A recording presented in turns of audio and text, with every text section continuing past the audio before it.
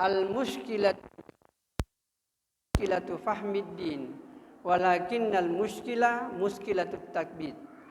Problema yang kita hadapi bukan karena orang tidak mengerti agama, tapi ketidakmampuan orang untuk mengamalkan agama. Ini yang jadi masalah. Jadi hadirin yang mulia, kalau segitu Pak, saya pikir apalagi bulan Ramadan, ada masjid yang kemarin saya datangi, itu ceramahnya sampai 5 kali, sampai 4 kali Pak. Mulai zuhur, asar, tarawih, subuh. Jadi kita ini tiap hari mendapatkan pelajaran-pelajaran, kajian-kajian setiap hari.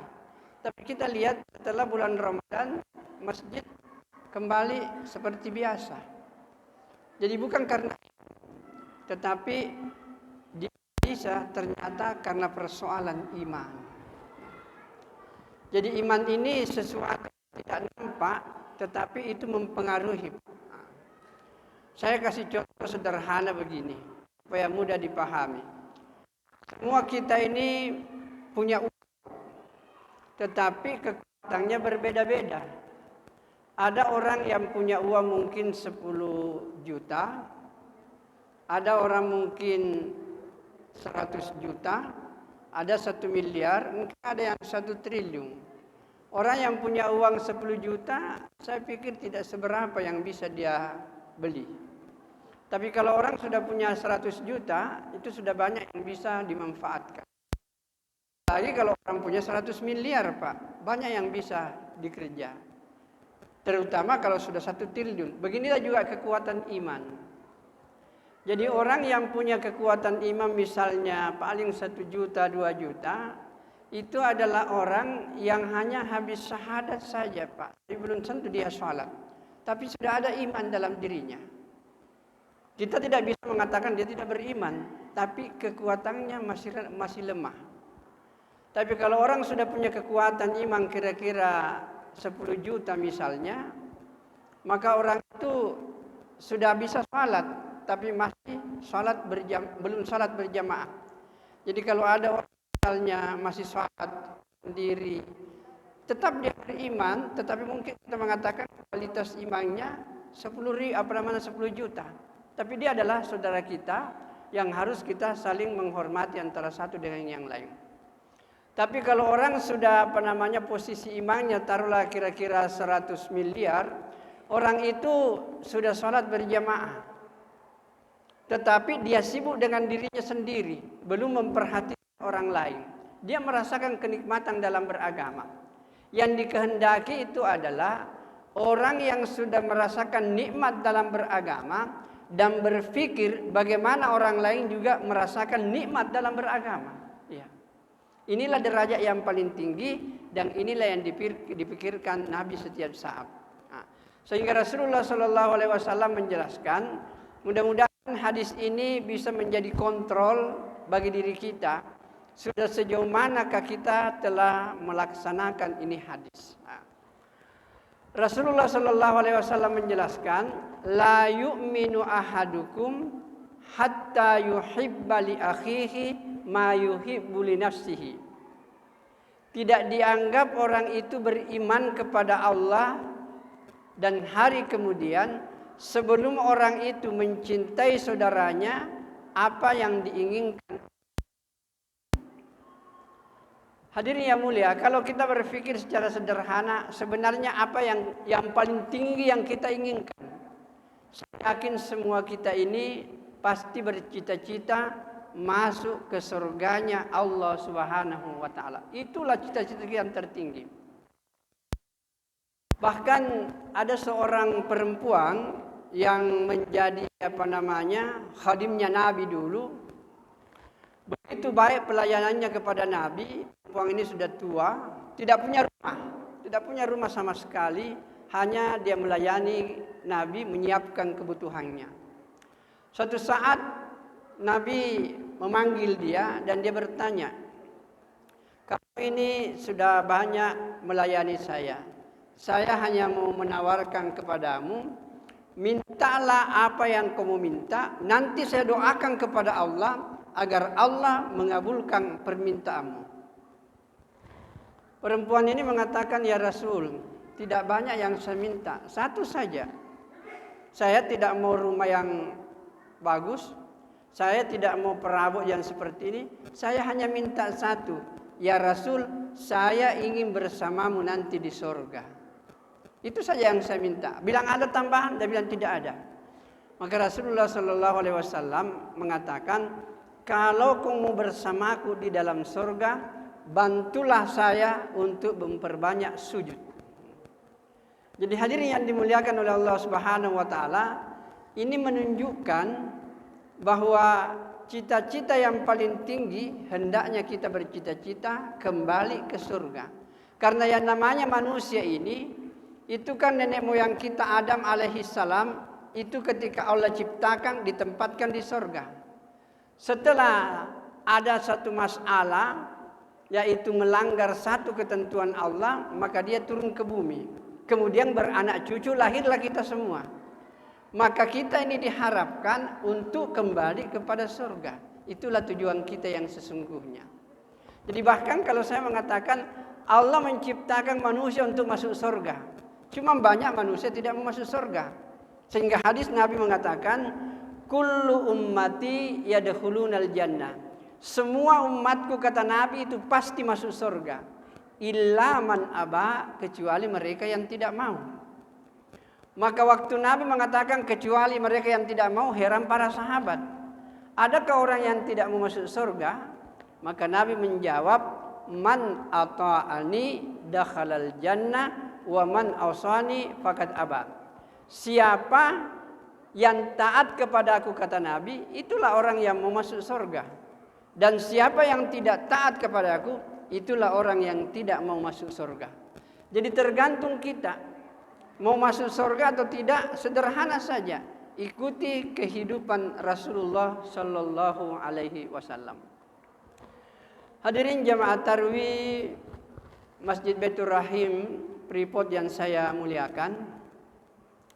Kemudian ada satu hal yang perlu menjadi perhatian kita, bahwa sebenarnya kalau kita mengamalkan ini agama, itu sebenarnya adalah untuk diri kita, bukan untuk orang lain. Bahkan tadi sudah saya jelaskan bahwa sebenarnya agama ini, Pak, ini yang jarang dipahami. Agama ini sebenarnya kebutuhan rohani kita. Manusia ini adalah makhluk dua dimensi. Ada namanya dimensi jasmani, ada dimensi rohani.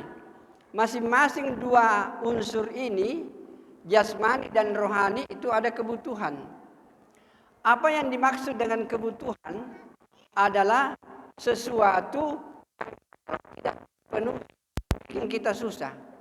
Contohnya begini, kita kan butuh makan, dan kalau kita makan, tidak makan pasti tersisa. Kita haus, butuh minum, dan kalau kita tidak minum, maka fisik ini akan tersiksa. Inilah yang disebut dengan kebutuhan.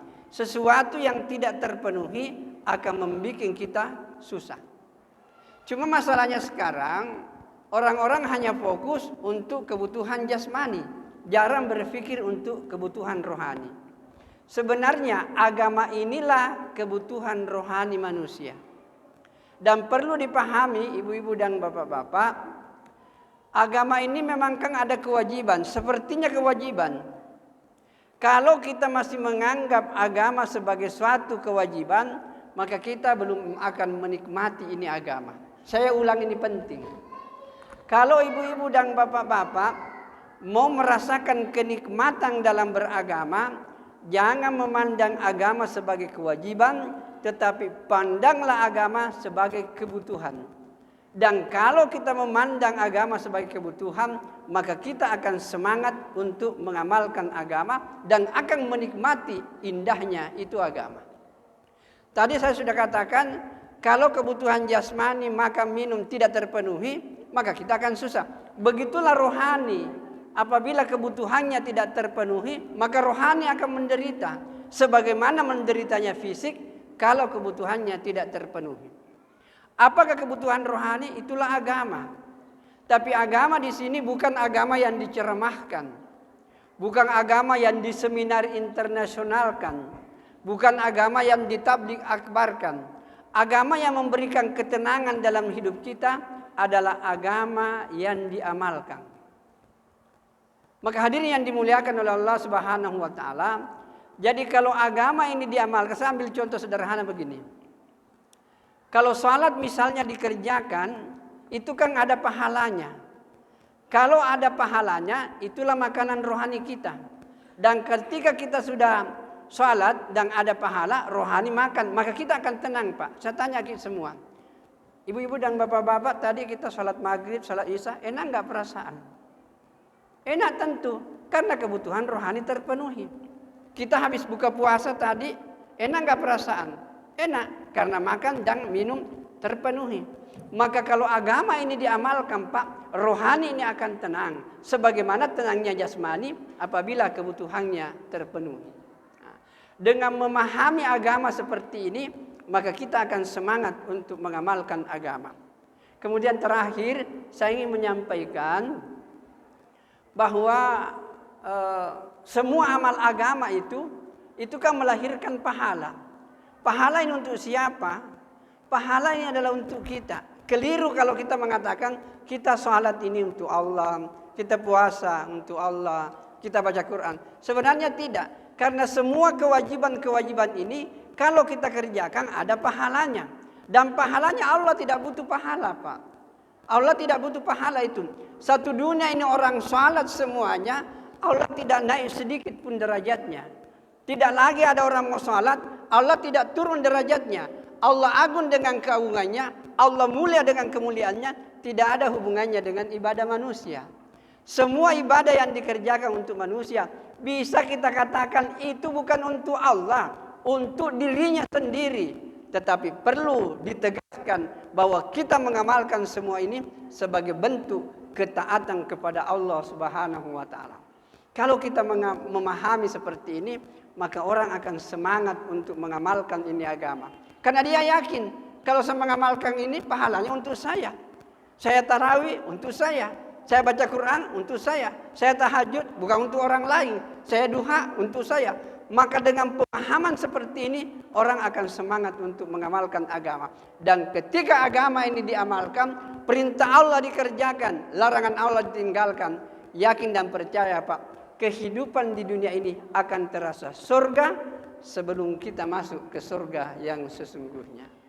Mudah-mudahan Allah Subhanahu wa taala memberikan kekuatan iman untuk memahami hal sederhana ini sehingga kita semangat untuk mengamalkan amalia Ramadan yang hari ini sudah masuk kepada 10 yang kedua. Semoga Allah Subhanahu wa taala menerima semua amal ibadah kita 10 pertama dan insya Allah memberikan kekuatan kepada kita untuk memaksimalkan lagi dalam puasa selanjutnya. Karena kita tidak tahu apa tahun depan kita masih berjumpa dengan bulan suci Ramadan. Hadirin yang dimuliakan oleh Allah Subhanahu wa taala, inilah yang bisa saya sampaikan. Kalau di dalamnya ada kebenaran, itu pasti berasal dari Allah karena Allah lah sumber kebenaran. Toh kalau ada yang salah dan keliru, itu sumber dari kebodohan dan keterbatasan yang saya miliki. Sebagai penutup, pegang kuat-kuat. Siapapun yang ingin bahagia di dunia ini sederhana saja. Perbaiki hubungan dengan Allah dengan melaksanakan seluruh perintah dan meninggalkan larangan, dan perbaiki hubungan dengan sesama manusia. Apabila kita baik kepada Allah dan harmonis kepada sesama manusia, itulah rasa surga sebelum kita masuk ke surga yang sesungguhnya. Baik, kita tutup dengan doa kepada majlis. Subhanallah wa bihamdihi, subhanakallahumma wa bihamdika, asyhadu an la ilaha illa anta, astaghfiruka wa atubu ilaik. Assalamualaikum warahmatullahi wabarakatuh.